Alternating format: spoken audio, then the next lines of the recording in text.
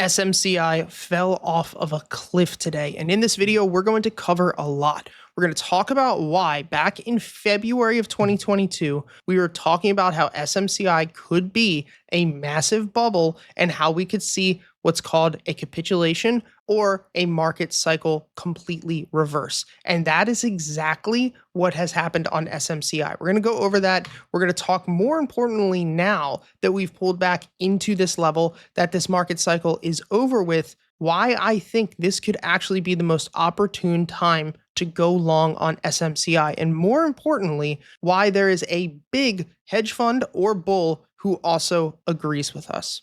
So the first thing we're going to take a look at is this post from February. Now, within the time frame of this post, I was shorting a lot of SMCI. I was also buying the dip, which I did lose some on in the month of June and July. The reason that we are saying that this is a market cycle is because it had the classic signs of it. The first thing that occurs within a market cycle is that we have the smart money and the initial takeoff. We talked about how this was our initial takeoff level where we started to see institutional investors begin to come in. That is our next level, the institutional investor level. That's where we get that first run followed by a massive sell-off and then a bear trap. The bear trap is called a bear trap because that's when all of these people who were purchasing down here around $100, we saw a 212% return here within 133 days. In most cases, people are expecting that sell-off to catch the bears and to get them to start shorting. So what they're doing is they're trapping everyone who thinks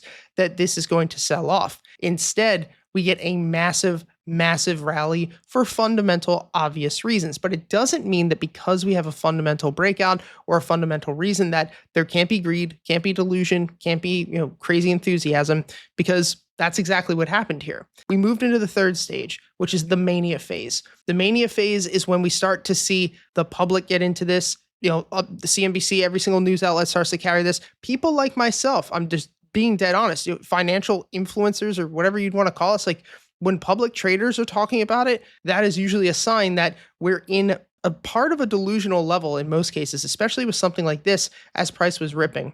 Now, what occurs is we get this massive run. Then we get this beginning of a sell-off. Now, if you guys are students of mine or you've been following me for a while, you understand that this indicator at the bottom of your screen is a phenomenal indicator to show if big money is buying or not. And the sign that we usually look for as a market top is after a significant rally, we want to see lower highs, which would have been this candle right here on the BX trender. So the week of Monday, the 18th of March. And so when we see lower highs on this BX trender, that is a sign that money is getting sucked out of it. And that's exactly what occurred. We had about a 26% drop. Now, from this point, we get a bit of a bounce. I was one who actually got trapped on this too, because I was expecting one more test of 1100, maybe up to about 1080 before a potential rejection. But instead, we broke down through that support. I got trapped in the bull trap as well. A lot of people probably got stuck in the bull trap.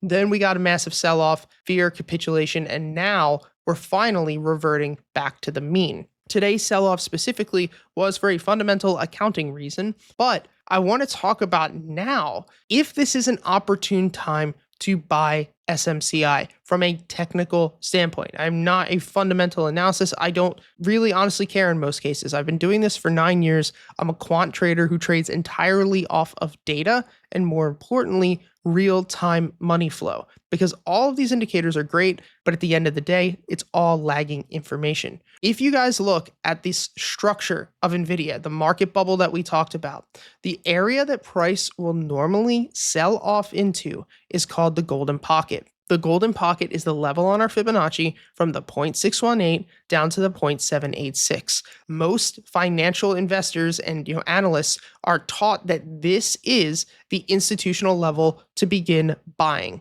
And honestly, it usually is. But there's a better level, a level that we usually see price pull into called our smart money level. The reason this is our smart money level is because in most cases, you have to understand there's a lot of manipulation in the market, guys. Big money knows that your average person's buying in the institutional level. So what are they going to do? They're usually going to drive it back down into a lower low, Think of how many people got stopped out today at the worst time. Could have been somebody like yourself, only to watch this thing get bought back up nearly instantly.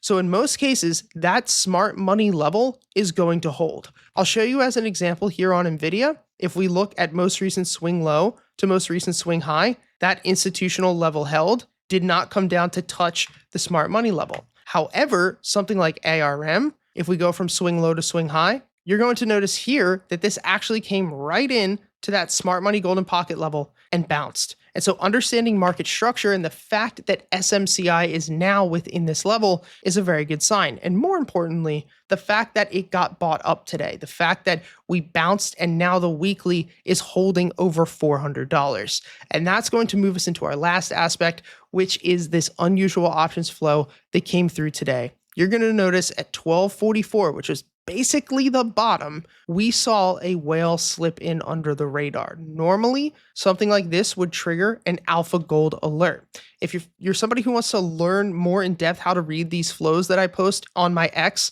I highly recommend you check out our free course, which is going to be called Options Flow Mastery. This course will teach you everything that you need to know about reading unusual options flow, and it's entirely free. At 1244, we saw this buyer come in. The expiration date was 1/17/2025, so it's expiring in a couple of months. The strike was $420, which was at or near the money. Very good sign. And the flow was large bullish. And you can notice too that this person is up 26% since they bought in today. You're going to see the value was 2.12 million and it came in above the ask. So this is confirmed somebody buying a bullish position. This is not somebody selling a covered call. At this moment, I'm a little weary to start to go long on this because of what ended up happening with the fundamental accounting issue. However, if we can find a bottom, bounce off of this support level, confirm that into the next week, then I think we can start looking at some potential long opportunities.